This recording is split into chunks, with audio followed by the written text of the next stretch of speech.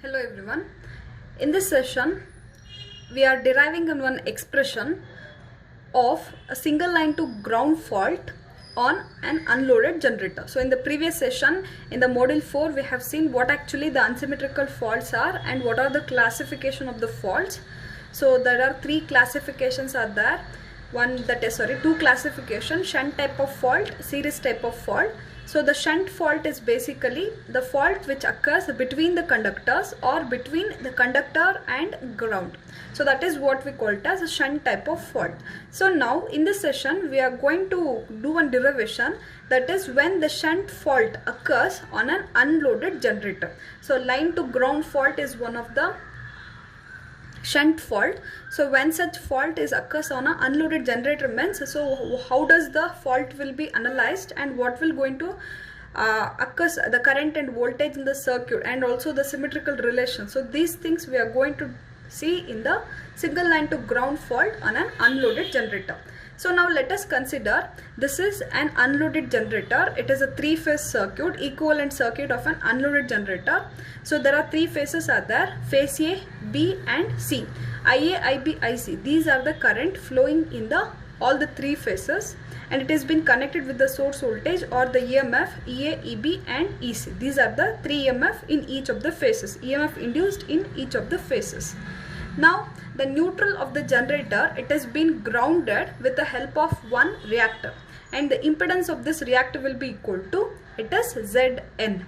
So this is an unloaded generator. Here the neutral of the generator is grounded with the help of one reactor, that is Zn. So now for this unloaded generator we need to show, or there will be one occurrence of a single line to ground fault will be takes place. So here for the purpose of analysis we can consider any of the phase. For there the unsymmetrical fault will be occurs. So now let us consider, I am considering a phase A.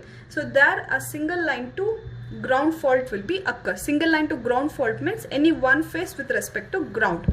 So I am considering this particular phase, it has been connected to ground. So that indicates that a single line to ground fault has occurred. So now once the fault occurs in phase A, then the current flowing through this particular phase, that is IA, will be equal to fault current. So that what we can write, IA will be equal to fault. So now in this particular three-phase unloaded generator, a line to ground fault occurs in phase A. So that what happens, the current IA will be equal to the fault current IF. Very important this is. So now we need to write the terminal condition. So that is very important. What actually the terminal condition means. So what will happen once this line to ground fault occurs on an unloaded generator. So that is what will be the voltage condition and the current condition after the occurrence of fault. Since this is a shunt type of fault, as you know that when the shunt fault occurs in a system, the current will be extremely large. The voltage and frequency, it will be either reduces to 0 or it will be minimum. So this is the characteristics of shunt type of fault. So since the shunt fault occurs in phase A, so now what will happen? So the current at that particular phase, that is phase A, will be extremely large, but the voltage and frequency will be equal to 0 it is.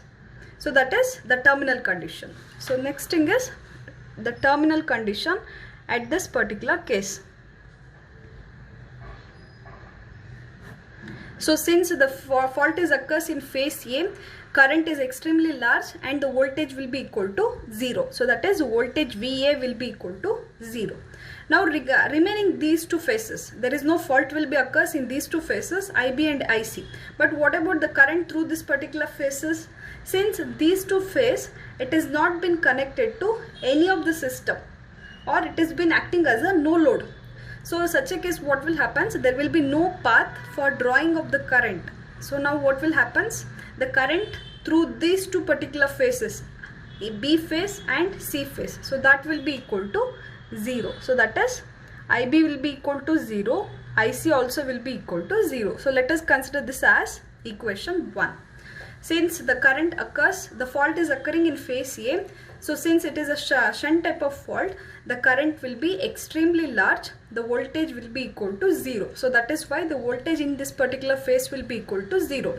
But IB and IC, it is not connected to any of the system. It is an unloaded system.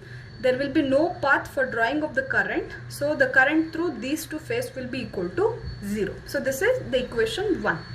So now we are going to convert, or we are going to transfer this terminal condition into symmetrical components. That means by using this terminal condition, we need to write the expression for symmetrical components, that is IA0, IA1 and IA2. This is the symmetrical component expression for current. IA0 equals 1 by 3 into IA plus IB plus IC. Similarly for the positive sequence current and also for the negative sequence current. So now in this equation, in all the three equations of symmetrical component, we need to substitute or we need to simplify the terminal condition.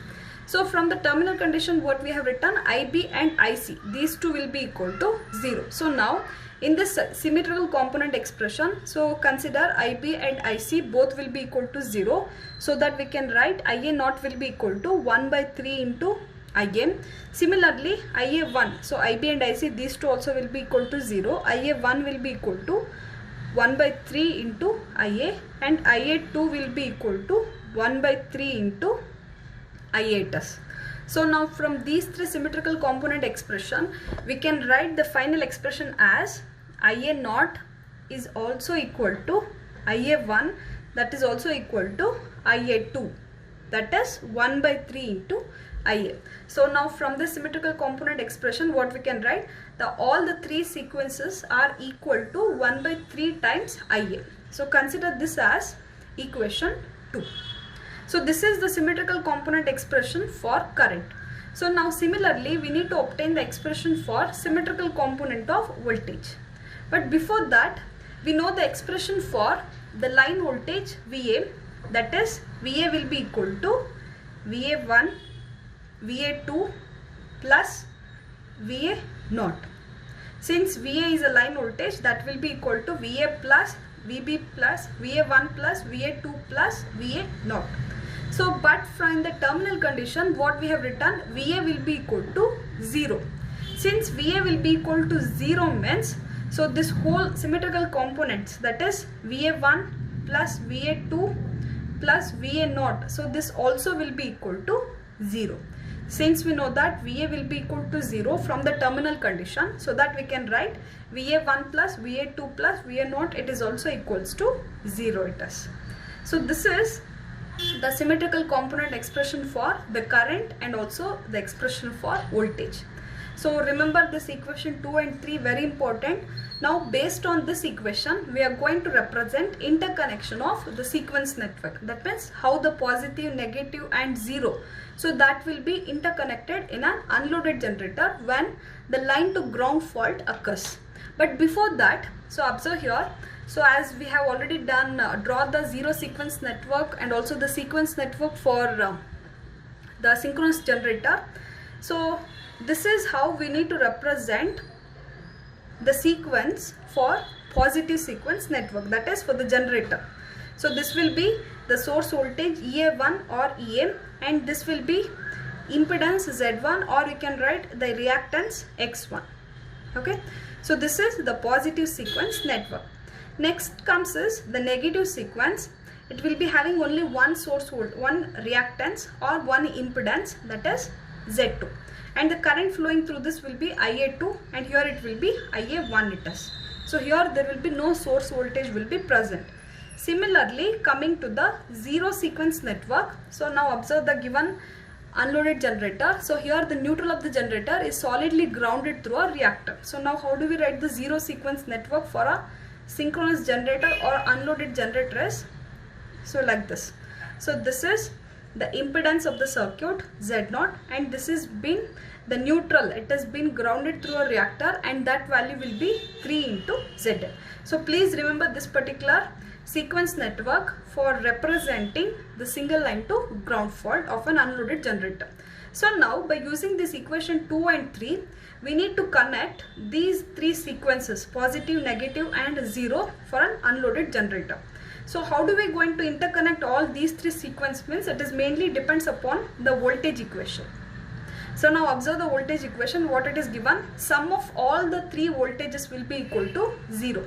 So basically VA0 is nothing but it is the voltage across this particular sequence, that is voltage across the zero sequence network.